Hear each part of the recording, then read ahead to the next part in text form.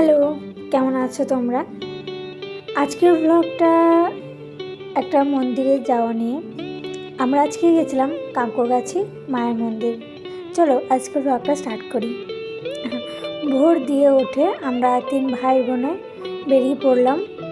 এটা হচ্ছে গঙ্গার ঘাট। ভাই বোন বলতে আমি, আমার বোন আর ওর হাজব্যান্ড। গঙ্গার ঘাট থেকে আমরা গেলাম কাটোয়া রেল স্টেশন। আমরা টোটো করে গেছিলাম আর তার সামনে একটা রিক্সা ছিল। বহুদিন পর রিক্সা দেখলাম। আমি প্রথম আর শেষ রিক্সাতে চেপেছিলাম কলকাতাতে, আর বর্মা মন্দির গেছিলাম তখন। এই দেখো আমরা কাটোয়া স্টেশন চলে এসেছি। এবার আমরা ট্রেন ধরবো। এই সকাল সকাল ট্রেন জার্নি করার ব্যাপারটা আলাদাই রকমের মজা, তাই না?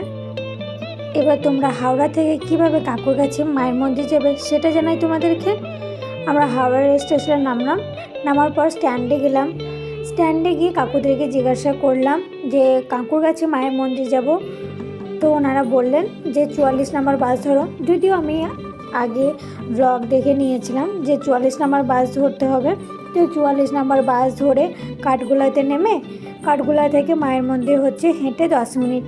খুব যদি জ্যাম থাকে তাহলে তো একটু টাইম লাগবে। তোমরা চাইলে অটো, রিক্সা কিংবা টোটোতে যেতে পারো, কিন্তু আমি প্রেফার করবো যে হেঁটে যাও, কারণ একটু রাস্তা আর খুবই সুন্দর রাস্তাটা তোমরা দেখতেই পাচ্ছ। এই যে আমি যাচ্ছি, আর বাসটির থেকে নেমে তোমরা ওপর দিকে একটু দেখবে গুপ্ত ব্রাদার্স লেখা থাকবে।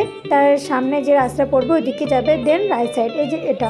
তারপর এখানে মায়ের ফুল টুল নেওয়া হয়, এখানে বিক্রি করে। তোমরা চাইলে এখান থেকে নিতে পারো বা বাড়ি থেকে নিয়ে যেতে পারো, এটা তোমাদের ব্যাপার। মায়ের পুজো নেওয়া হয় সকাল 9টা থেকে দুপুর 12টা পর্যন্ত।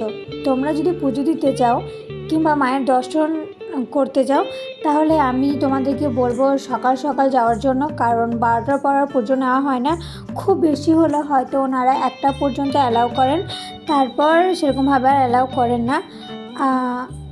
প্রচুর ভিড় হয়, প্রচুর, যেটা হয়তো মানে বলা উচিত না বা বলার হয়তো ঠিক হবে না, তাও আমি বলছি প্রচুর ভিড় হয়।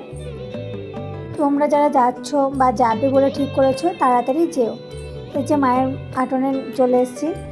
এবার যে মায়ের এখানে ভিডিও ব্লগ ছবি নেওয়ার অনুমতি নেই, তাও আমি একটা রেখেছিলাম আমার স্মৃতি হিসেবে। ওই যে মায়ের আটনটা, ওখানে মা আছেন, আর আমি এখান থেকে কিছুটা ছোট্ট একটা ভিডিও ক্লিপ করে রেখেছি। তোমরাও দর্শন করে নাও, মাকে এখান থেকেই ডেকে নাও। মা সবার আশা পূরণ করেন, তোমাদেরও করবেন। চলো এবার বাড়ি ফেরার পালা। ওখান থেকে বের হয়ে একটু আখের রস খেলাম। এবার যেখান দিয়ে গেছিলাম ওখান দিয়ে ফিরছি। রাস্তাটা দেখে বুঝতে পারছো, আর প্রচণ্ড রোদ ছিল, এত গরম লাগছিল যে বলার না। কিন্তু রাস্তাটা এতই সুন্দর যে হেঁটে হেঁটে এসেছি। তারপর সেম ওরকমভাবে বাস ধরে হাওড়া চলে আসলাম। হাওড়াতে নামার পর আমরা খাওয়া দাওয়া করার জন্য ফলমূল এসব দেখছিলাম। স্টেশনে চলে আসার পর আমরা ওখানে অনেকক্ষণ ধরে বসেছিলাম এবং বসে বসে খাওয়া দাওয়া করে নিয়েছি, কারণ আমাদের 4টের যে ট্রেনটা ছিল ওটা ক্যান্সেল ছিল। তারপর আমরা 5টা ট্রেনে এসেছি, 5টা থেকে 8:30 পর্যন্ত হাওড়া থেকে কাটোয়া লোকাল। তো আমাদের এটাই জার্নি ছিল এবং আমাদের জার্নিটা খুবই সুন্দর ছিল। এখন কাটোয়া স্টেশনে চলে এসেছি। এবার বাড়ি যাব, গঙ্গার ঘাট পার হব নৌকা দিয়ে। এই যে গাছটা আমার তো দেখতে ভালো লাগছিলো, তাই ক্যাপচার করে রেখেছি। আজকের ব্লগটা এখানেই শেষ করছি। আবার কোনো নেক্সট ব্লগে দেখা হবে। টাটা।